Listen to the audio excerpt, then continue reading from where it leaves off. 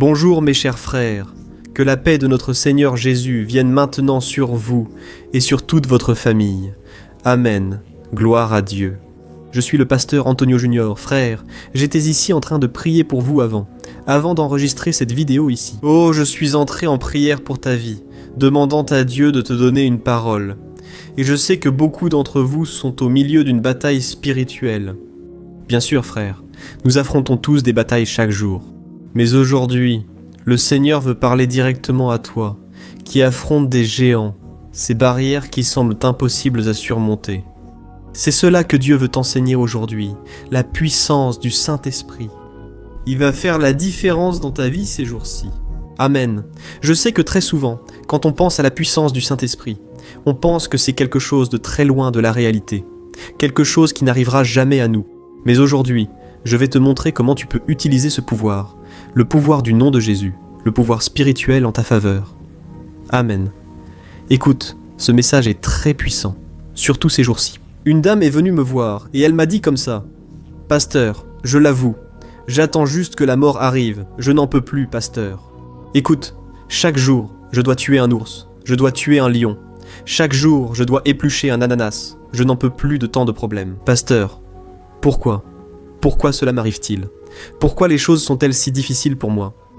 Frère, tu sais ce que je lui ai dit ? J'aurais pu dire bien des choses. Après tout, le Seigneur Jésus a dit qu'on aurait des afflictions ici-bas, mais de garder courage. Mais à ce moment-là, une image m'est venue à l'esprit, tu sais, cet écran qui apparaît à côté du lit d'hôpital, où l'on voit les battements du cœur. Et ça montre comme ça, tu vois, les hauts et les bas.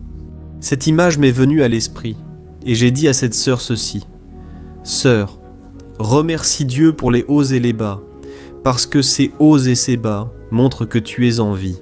Tu respires, tu es encore sous les plans de Dieu. Parce que sinon, si tu avais arrêté de respirer, si ton cœur avait cessé de battre, ta vie serait comme ça, toute droite, n'est-ce pas? Alors ces hauts et ces bas, frères, montrent que Dieu a encore des plans pour nous. Amen. Je sais que c'est difficile à croire souvent, parce qu'après tout, n'est-ce pas? On regarde les choses autour de nous, on dirait qu'il n'y a pas d'amélioration, pas de solution. Tu sais, quand tu regardes ton compte en banque et que tu vois les dettes augmenter de plus en plus, ou tu regardes ta propre famille, un de tes proches, et tu vois le diagnostic médical se confirmer parce que le médecin avait dit que ce serait grave, et tu te rends compte que, vraiment, les choses ne s'améliorent pas, mes frères. Je sais que ce n'est pas facile, mais j'ai appris une chose au cours de ces dernières années de marche avec Dieu, c'est la suivante. Les personnes qui ne cherchent pas à résoudre les choses à leur propre manière, les personnes qui n'agissent pas sous l'impulsion, mais elles décident de prier, de chercher Dieu, d'attendre jusqu'à ce que Dieu fasse quelque chose pour elles. Ce sont ces personnes qui bénéficient, qui profitent de la puissance de Dieu. J'ai vu beaucoup de personnes qui, en même temps qu'elles vont à l'église, font beaucoup de choses pour Dieu, mais leur cœur reste anxieux. Elles ne savent pas attendre, elles ne savent pas faire confiance à Dieu, en croyant qu'il agit en leur faveur. Et il y a un passage dans la Bible qui est l'un de mes préférés, qui se trouve dans Isaïe, chapitre 64, verset 4, qui dit que, depuis l'Antiquité, depuis les temps anciens, on n'a jamais entendu parler d'un Dieu semblable au nôtre, qui agit en faveur de ceux qui espèrent en lui. Alors, toi qui m'écoutes ici, je veux te donner un conseil aujourd'hui. Apprends à attendre le Seigneur, car lorsque tu attends en lui, il agit en ta faveur. Amen. Tu te souviens de cette chanson qui dit que lorsque Dieu est en silence, c'est parce qu'il est en train de travailler. Aujourd'hui, je vais te montrer exactement cela, la manière dont le Seigneur agit, sa puissance sur les ténèbres, sur ce qui aujourd'hui vole ta paix. Tu vas apprendre, une bonne fois pour toutes, que la puissance de Dieu est infiniment plus grande do que tudo que você pode pensar. Dans tout ce que tu peux demander dans la prière, Dieu peut faire bien plus en ta faveur. Amen, gloire à Dieu. Alors, nous allons déjà commencer. Je veux juste te demander de t'abonner à ma chaîne, c'est très rapide. Clique sur le bouton sous la vidéo s'abonner. Et à côté, une petite cloche va apparaître. C'est très important que tu cliques sur cette cloche et que tu sélectionnes l'option « Toutes ». D'accord ? Alors allons-y, frères. Comme je vous le disais, quand on apprend à attendre le Seigneur, de grandes choses se produisent. C'est à ce moment-là que la puissance de Dieu te fortifie. C'est à ce moment-là que ta faiblesse, en fait, devient une force. Laisse-moi t'expliquer avec un exemple. La Bible dit que, lorsque les disciples marchaient avec Jésus, ils ont traversé des hauts et des bas parce que Jésus faisait des miracles. Et juste après, il parlait aux disciples. Comme ça. Regardez, je veux que vous compreniez qu'un jour je serai tué, crucifié. Les pharisiens, les religieux, ils vont me frapper, ils vont me punir, mais tout cela fait partie du dessein de Dieu. À ce moment-là, ils étaient tristes, et Jésus leur disait « Regardez, aujourd'hui vous serez tristes, mais ensuite, très bientôt, vous vous réjouirez. » Frères, il s'est passé exactement ce que Jésus avait dit. Il est vraiment allé à la croix. Il a été tué là, de façon honteuse, humiliante, parce qu'il payait le prix pour les disciples. Je veux que tu imagines l'état émotionnel des disciples, à quel point ils ont souffert. Ils ne comprenaient pas beaucoup de choses. Pourquoi le Seigneur Jésus, qui était si puissant, se retrouvait-il soudainement là, crucifié, sans rien faire? En fait, Jésus savait quelle était la source de tout pouvoir.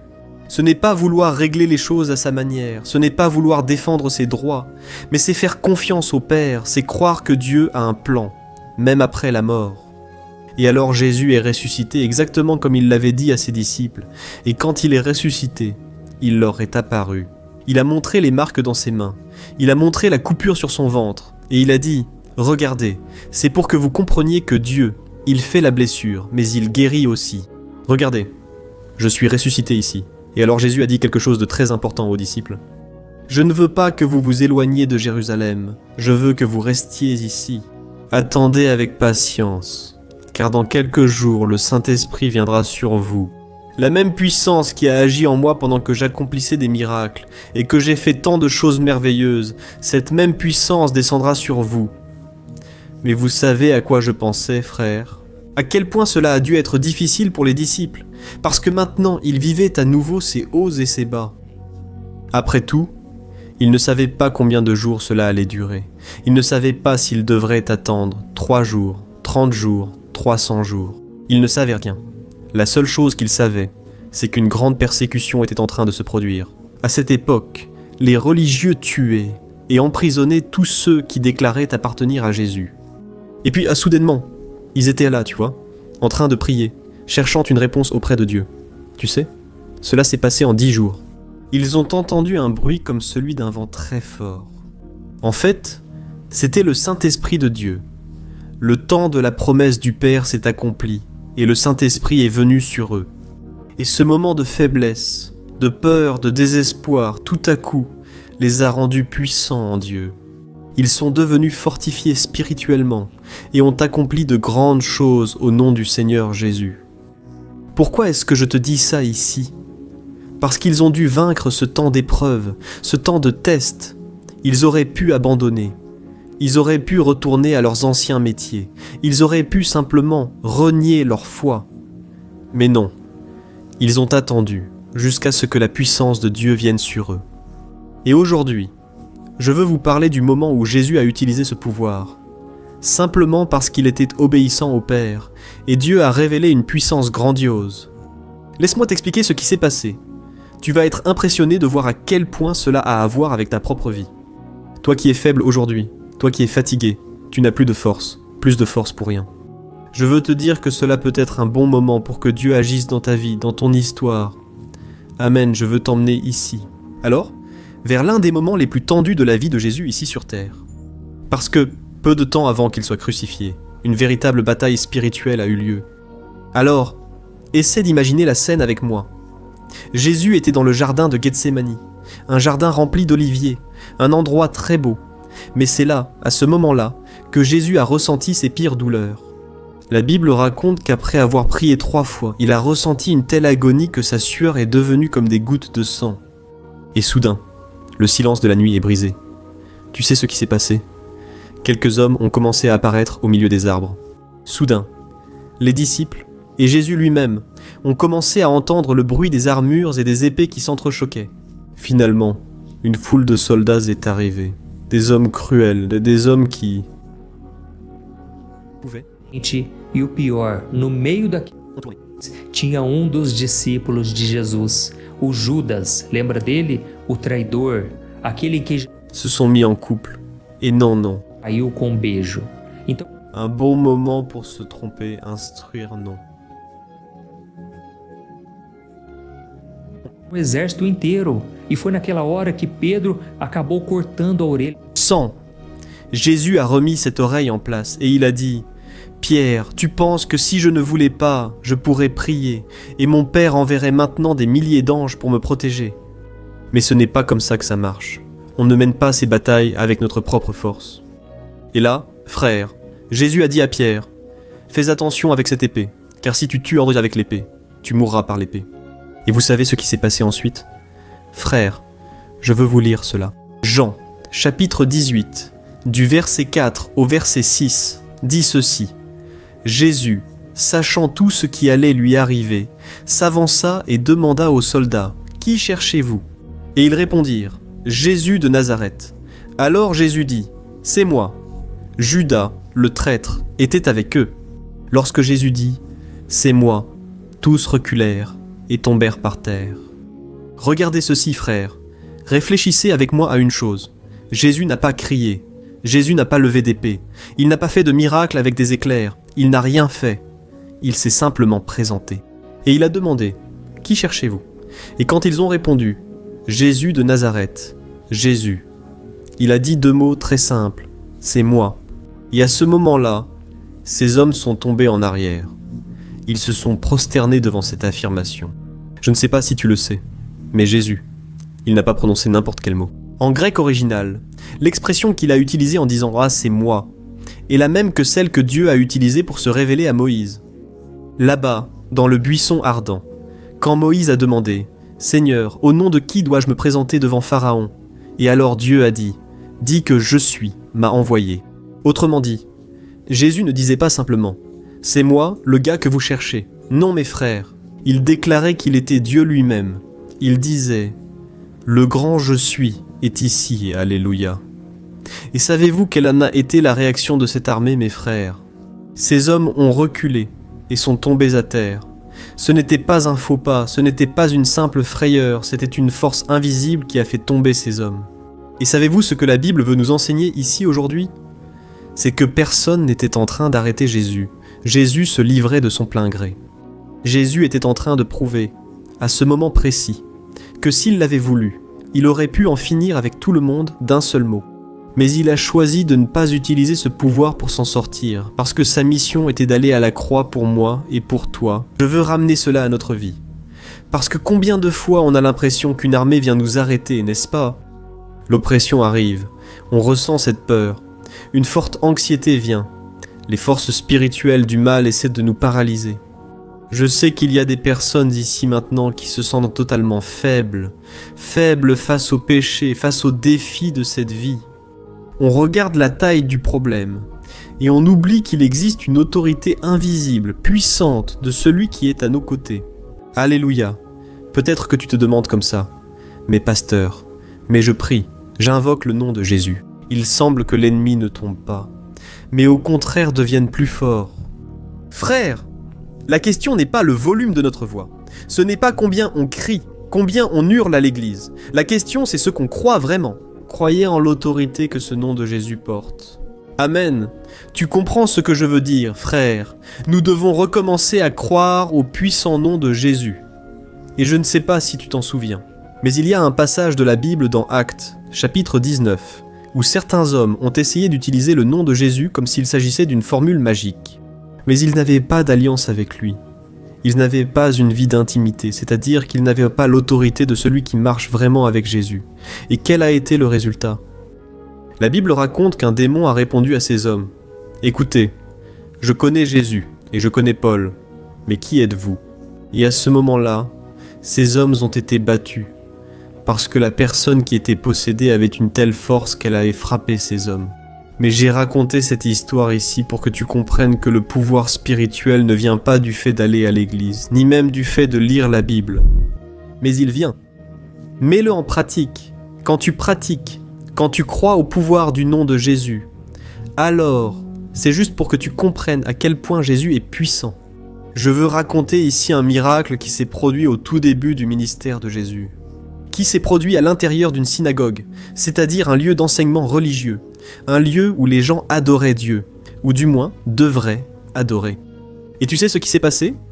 Je vais te lire et ensuite nous allons prier. D'accord, ne pars pas, regarde, la prière d'aujourd'hui va être une bénédiction. Dieu va faire des merveilles. Mais je veux que tu lises ici avec moi, au Lucas chapitre 4, du verset 33 au verset 36. Fais bien attention, il est écrit ainsi au... Soudain, un homme dans la synagogue, possédé par un démon, l'esprit d'un démon impur, cria « Va-t'en, que veux-tu de nous, Jésus de Nazareth ? Es-tu venu pour nous détruire ? Je sais. » Quem você é? É o Santo de Deus. Jésus. Et Jésus alors le réprimanda à ce moment-là et dit « Tais-toi et sors de cet homme. » Le démon jeta l'homme à terre, au milieu de la foule, et sortit de lui sans lui faire de mal. Étonnés, tous se disaient les uns aux autres « Quelle est cette parole ? Avec autorité et puissance, il commande aux esprits impurs, et ils sortent. Regardez ça, frères, comme Dieu est merveilleux, n'est-ce pas ? Je ne sais pas si vous l'avez remarqué, mais il y a un lien très fort avec ce que j'ai dit au début. Ce qui s'est passé là-bas quand Jésus a fait tomber les soldats simplement en disant « Je suis frère ». Le mot que Jésus a utilisé ici a chassé le démon dans le monde spirituel, et le mot que Jésus a utilisé contre ces hommes les a fait tomber dans le monde physique. Cela sert à te montrer ceci. Jésus a autorité sur tout ce que tu peux imaginer, tout ce qui est au-dessus du ciel, sous la terre, dans le monde céleste, dans le monde physique. Frère, peu importe si c'est une maladie, peu importe si c'est une oppression spirituelle, peu importe si c'est une tentation très forte que tu affrontes et que le diable est en train de t'opprimer. Je veux te dire une chose, le nom de Jésus est au-dessus de tout nom, peu importe le nom de ton problème. Dans le monde spirituel, il n'existe pas de problème, frère, il n'existe pas de démon, il n'y a pas de maladie plus grande que le Seigneur Jésus, et quand tu invoques ce nom, tout l'enfer doit obéir. Amen. Mais je vais t'expliquer dans un instant ce que tu dois faire pour que cela fonctionne vraiment. Disons, pour que Dieu t'utilise vraiment avec puissance et autorité. Et comme je l'ai dit très souvent, nous croyons davantage à ce que nos yeux voient, à ce que nos sentiments montrent, plutôt qu'en notre foi, frère. Nous devons avoir foi en Jésus. Amen. Et tu sais comment tu vas utiliser cette autorité à partir d'aujourd'hui. C'est simple, mais c'est puissant. Laisse-moi t'expliquer. Au lieu de rester anxieux, de penser à ce que tu dois faire, de penser aux problèmes, tu vas t'arrêter et tu vas prier. Tu vas commencer à chercher auprès du Seigneur ta force, et quand ton cœur sera aligné, alors tu vas commencer à donner des ordres, des instructions. Les montagnes vont se déplacer devant toi.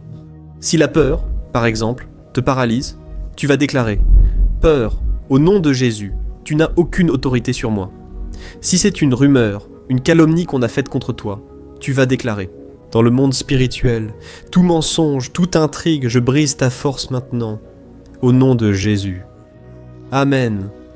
Alors, tu vas prononcer le nom du problème et tu vas déclarer par la foi dans le monde spirituel, tu vas dire « Ce géant va tomber à terre maintenant, au nom de Jésus. » Alléluia, frère. Je me souviens d'une fois où j'étais tellement triste parce que rien ne marchait dans ma vie, mais j'ai posé des actes de foi. Soudainement, j'ai commencé à prophétiser et je disais « Je n'accepte pas de vivre cette situation. Je ne vais pas mourir sur la plage, frère. » D'ailleurs, la Bible dit là, dans le psaume 118, l'une des phrases les plus puissantes que le roi David ait dites. Il a prié ainsi.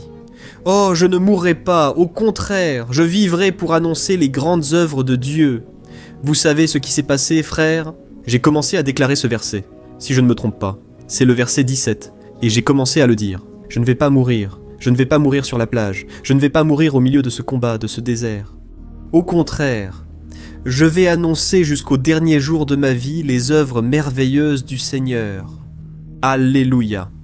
Alors, frère, c'est à ce moment-là qu'on doit puiser des forces là où il n'y en a pas. Nous devons réagir non pas avec peur, non pas avec colère, mais par la foi. Nous devons dire que tout ennemi de ma vie tombe à terre. Amen. Alors, si vous êtes touché par cette parole, nous allons prier à cet instant précis. Nous allons mettre en pratique ce que nous avons appris. Frère, je ne crois pas que Dieu se trompe. Adresse. Si Dieu m'a touché pour apporter cette parole, c'est parce qu'il veut allumer en vous la flamme du premier amour, la flamme du réveil. Ne laissez pas l'ennemi prendre de la place dans votre vie, dans votre famille. Amen, je crois que Dieu m'utilise ici aujourd'hui, comme prophète de Dieu, comme la bouche du Seigneur dans votre vie. Alors approprie-toi de ce message que je t'ai transmis. Et maintenant, je veux que tu écrives ici dans les commentaires « Je prends possession de mon miracle ». Ou alors dis simplement « J'avais besoin d'entendre cette parole aujourd'hui. Amen, alléluia. Si tu peux, ferme les yeux. » Nous allons prier avec beaucoup de calme, mais en même temps, avec beaucoup de ferveur après la prière. S'il te plaît, n'arrête pas d'envoyer. Il y a tellement de personnes qui ont besoin d'entendre une parole. Et quand tu envoies sur WhatsApp, je crois que beaucoup de ces personnes peuvent même ne pas te répondre. Mais elles pourront t'écouter au bon moment. Dieu touchera leur cœur. Alléluia. Alors prions au nom de Jésus. Gloire à Dieu, Seigneur, mon Dieu et mon Père. Nous voulons te remercier pour une parole de plus. Merci mon Dieu pour la prière du matin. Merci pour la prière du soir.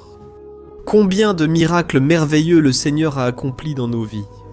Merci Seigneur. Surtout pour l'air que nous respirons. Pour notre cœur qui bat, pour les plans du Seigneur qui ne sont pas tombés à terre, même avec nos faiblesses. Seigneur, au nom de Jésus, je te demande ici et maintenant, pardonne nos péchés. Nous confessons que bien souvent nous avons agi comme si nous ne connaissions pas cette autorité du nom de Jésus. Nous avons regardé les armées ennemies qui se lèvent contre nous, aux problèmes qui semblent être des géants. Et bien souvent, nous avons eu peur, nous avons été anxieux, remplis de doutes. Ô Seigneur, pardonne-nous, Père, car bien souvent nous avons cru davantage à la force de l'ennemi qu'au pouvoir du nom de Jésus. Pardonne, mon Père, notre incrédulité. Combien de fois essayons-nous de lutter avec nos propres forces, avec notre propre sagesse, et nous finissons fatigués, vaincus, voulant abandonner, voulant tout arrêter. Ô Père, en ce moment, nous nous levons dans la foi, croyant en ta parole. De la même manière que tu as déclaré « Je suis » là au Gethsémani, et qu'une armée entière est tombée à terre. Nous déclarons que tu es souverain, que tu as le pouvoir sur tout ce qui se passe dans notre vie. Et c'est pourquoi, au nom de Jésus, j'élève ma voix maintenant, en faveur de mes frères, en Christ, en faveur de cette personne qui prie avec moi. Maintenant, mon Père, Seigneur, combien de batailles spirituelles l'ennemi est en train d'opprimer, de causer des maladies, de provoquer la tristesse, la dépression. C'est une oppression si grande. Mon Père, cette personne n'arrive même pas à se lever du lit. Mais, au nom de Jésus, je réprimande maintenant tout le mal, toute flèche lancée contre cette personne, tout le mal envoyé par l'intermédiaire de quelqu'un, que ce soit par sorcellerie, magie noire, tout ce qui a été lancé contre cette personne. Je réprimande maintenant, au nom de Jésus, Satan, sors de cette maison, sors de cette vie maintenant. Seigneur mon Dieu, répands ta puissance, mon Père.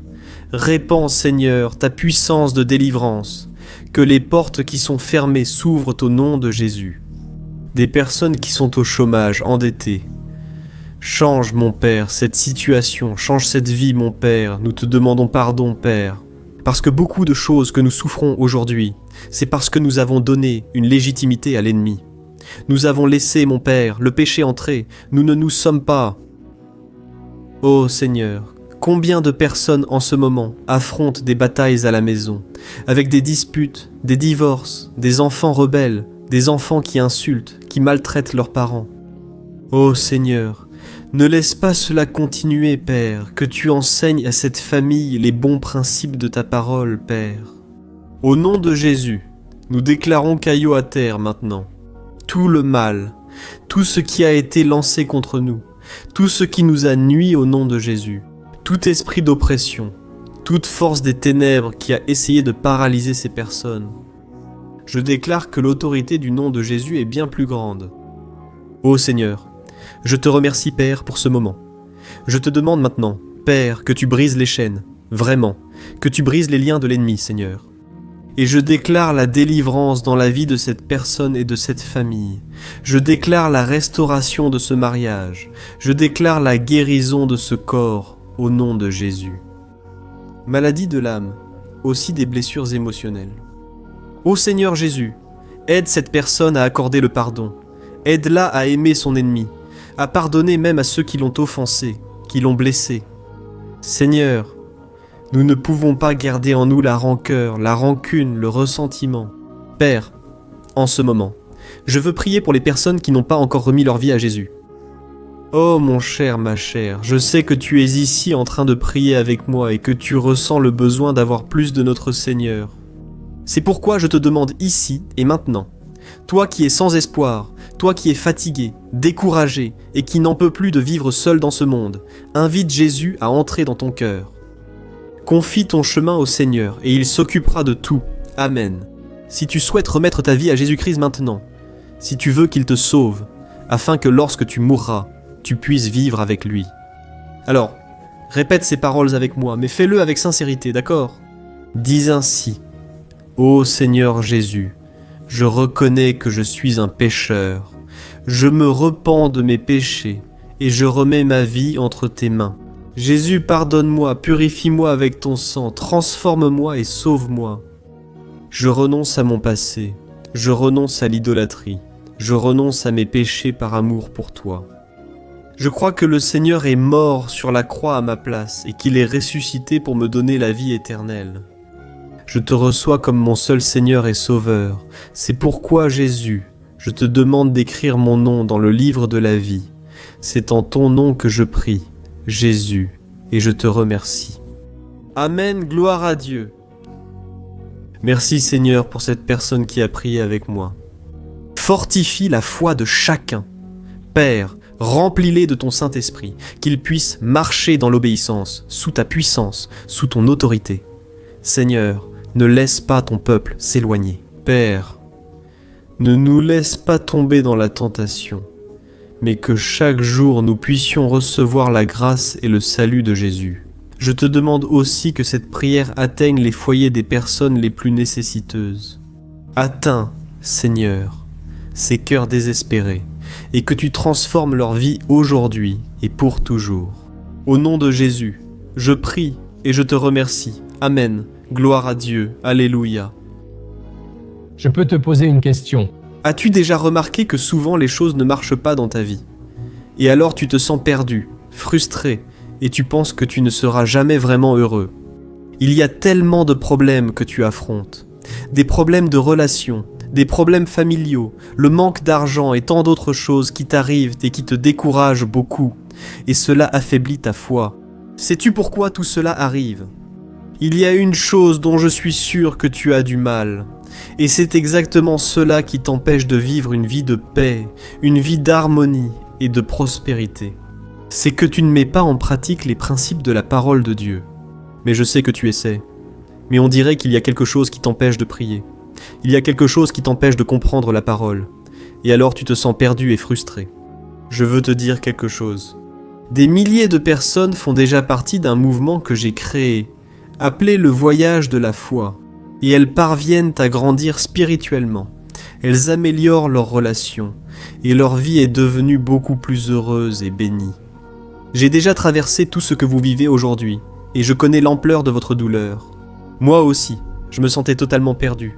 Je savais que je devais prier davantage, que je devais lire la Bible, mais je n'y arrivais pas. Et alors je me sentais complètement frustré. Jusqu'à ce qu'après tant de luttes, j'ai découvert une façon de grandir dans ma marche avec Dieu. Et après avoir réussi à faire cela, ma vie a complètement changé. La transformation a été si grande qu'aujourd'hui, je parviens à aider des milliers et des milliers de personnes chaque jour. C'est pourquoi je veux que tu prennes un engagement, d'abord avec toi-même et aussi avec Dieu, que tu vas suivre tout ce que je vais te dire dans cette vidéo, d'accord? La première chose que tu dois faire, c'est prier et lire la Bible de la bonne manière, pour qu'elle entre dans ton cœur et apporte le changement que tu désires tant, et que ton comportement. Je sais que souvent tu ne sais pas comment agir parce que ton cœur est très triste, affligé, angoissé et perdu. Je sais aussi que souvent tu es frustré parce que tu n'as pas la force d'aller de l'avant.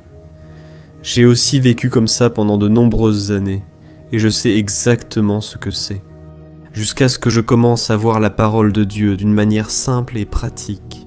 Et ce parcours a transformé ma vie à un tel point qu'aujourd'hui, je suis ici, aidant des milliers de personnes à trouver la paix, l'harmonie et la direction. Frère, je ne pouvais pas garder cela seulement pour moi. Je ne pouvais pas garder cette connaissance pour moi, et c'est pourquoi j'ai écrit 3 livres qui sont la base pour que vous puissiez apprendre cette façon simple et pratique de chercher Dieu et d'obtenir des résultats dans votre vie. Le premier livre s'appelle « Le moment avec Dieu ». Il va nourrir votre esprit d'une telle manière que vous allez ressentir un très grand désir de chercher Dieu. Dans ce livre, vous allez comprendre la parole d'une manière très simple et cela va renforcer votre foi en lui. Vous allez lire un message pour chaque jour de l'année, en rappelant que tous ces messages sont divisés par thème, pour que vous puissiez aller directement à cette parole dont vous avez tant besoin. Et le deuxième livre, c'est Vie de prière. Ce livre va changer vos sentiments, il va guérir vos émotions, il va donner une direction à votre vie. Vous allez vous rendre compte que votre quotidien será muito mais leve, porque a oração elle apaise notre cœur, elle soulage notre âme. Amen. Et vous y trouverez aussi une prière pour chaque jour, et elles sont toutes également classées par thème. Par exemple, il y a une prière pour l'anxiété, une prière pour la dépression, une prière pour l'angoisse, le sentiment de culpabilité. Toi qui dois prendre une décision aujourd'hui. Enfin, toutes ces prières vont vraiment te fortifier dans ta marche avec Dieu. Et enfin, il y a le livre Minutes de paix.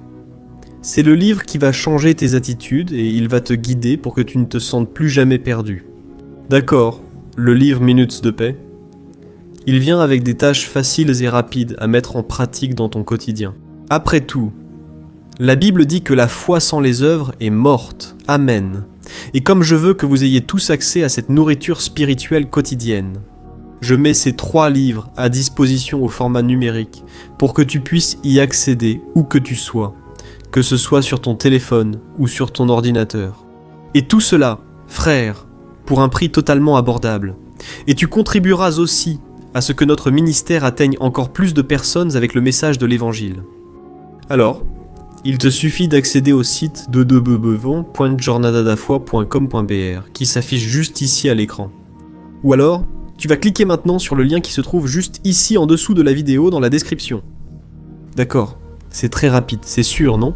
Tu vas recevoir tout de suite mes 3 livres numériques dans ta boîte mail, pour que tu puisses commencer ta transformation dès aujourd'hui, d'accord ? Alors, clique sur le lien juste en dessous de la vidéo et que Dieu te bénisse puissamment. Je t'embrasse fort.